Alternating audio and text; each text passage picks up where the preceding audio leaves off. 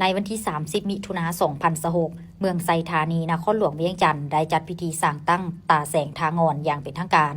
โดยการเข้าร่วมของทานบุญเพ็งศรีนวงศ์พร กรรมการประจำพรรค ประธานกวดกาพรรค ประธานองค์การกวดการัฐนครหลวงเวียงจันทน์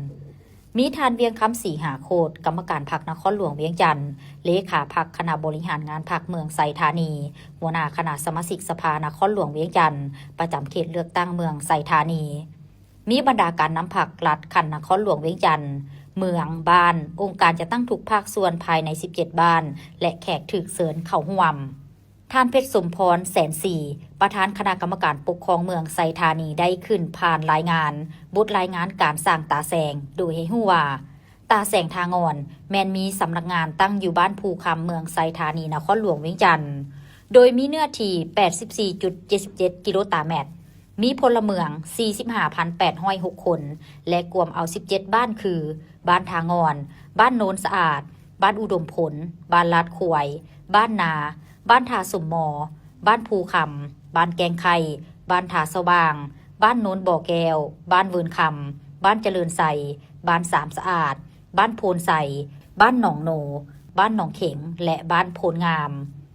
พร้อมนี้คณะกรรมการปกครองตาแสงทางอนก็ได้มีการกะเกี่ยมความพร้อมด้านที่สำคัญต่างๆเป็นต้นด้านบุคลากร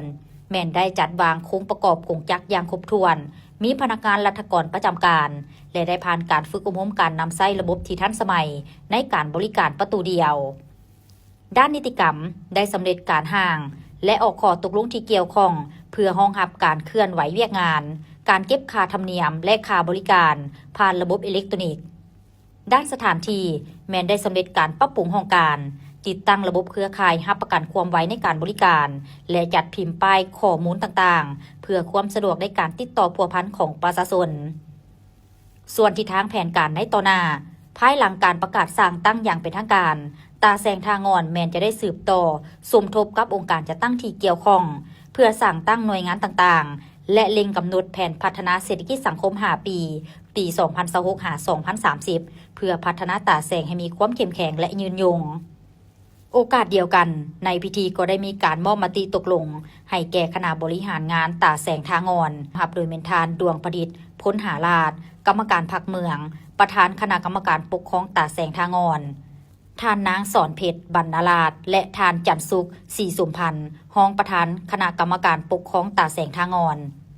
พร้อมนี้ในพิธียังได้มอบใบย่องยอให้ผู้ที่มีผลงานดีเด่นและประกอบส่วนอุปถัมภ์ในการสร้างตาแสงตื่มอีก